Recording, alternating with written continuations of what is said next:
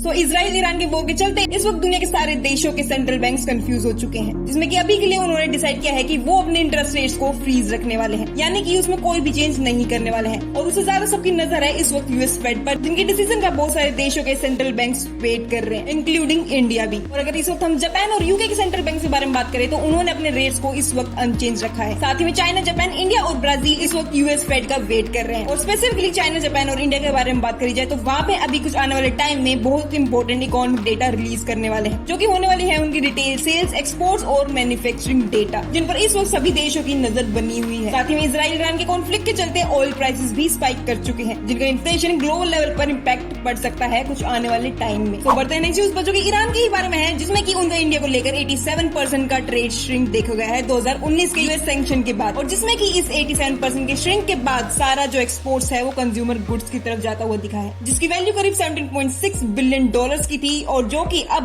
बचकर सिर्फ $2.3 बिलियन बचे हैं 2024 के अकॉर्डिंग। और जिसमें कि हमारे ऑयल इंपोर्ट्स भी इंक्लूडेड है, जो कि किसी टाइम पे 90% का इंपोर्ट क्रूड ऑयल हुआ करता था, वो अब 99% से गिर चुका है। और साथ ही में एनर्जी बेस्ड ट्रेड भी हमारा लगभग उनके साथ 0 हो चुका है। पर इस श्रिंक के बाद भी इंडिया जो है उनकी टॉप 5 ट्रेडिंग इकोनॉमीज में से एक है, और ये सिर्फ ईरान के साथ नहीं, इजराइल के साथ भी है। तो बढ़ते हैं नेक्स्ट न्यूज पर, जो कि इंडिया और यूएस की ट्रेड डील के बारे में है, जिसमें कि और भी ज्यादा देरी हो चुकी है। संभावना ऐसी है कि 8 जुलाई से पहले कोई भी फाइनल डिसीजन आना मुश्किल है, क्योंकि यूएस और इंडिया के बीच यानी कि डोनाल्ड ट्रंप और मोदी जी के बीच एप्पल को इम्पोर्ट्स को लेकर काफी ज्यादा डिसएग्रीमेंट हुए हैं। और एप्पल के इम्पोर्ट्स के साथ साथ जीएम क्रॉप्स पर भी काफी ज्यादा तनाव है दोनों ही देशों के बीच। अब अगर किसी को जीएम क्रॉप्स के बारे में नहीं पता तो कमेंट सेक्शन में मैंने पिन करके रखा हुआ है सिंपल भाषा में, वहां जाकर रीड कर लेना। और अगर एप्पल के बारे में बात करें तो एप्पल इम्पोर्ट्स का आप लोगों को पता ही है कि क्या सीन चल रहा है हमारा ट्रंप के साथ। और अगर उसको छोड़ के जीएम क्रॉप्स के बारे में बात करें तो वहां पर हमारे जीएम क्रॉप्स का एक्सपोर्ट करना बहुत ज्यादा इंपॉर्टेंट हो जाता है यूएस पर, जहाँ पर इंडिया में 45% लोग अभी भी फार्मिंग पर डिपेंडेंट है और यूएस में सिर्फ ये लोग 4% है। आना बढ़ते हैं नेक्स्ट न्यूज पर, जो कि इस पेज के बारे में है। अगर आप शॉर्ट बिजनेस न्यूज में इंटरेस्टेड है तो आप हमारे पेज को फॉलो कर सकते हो।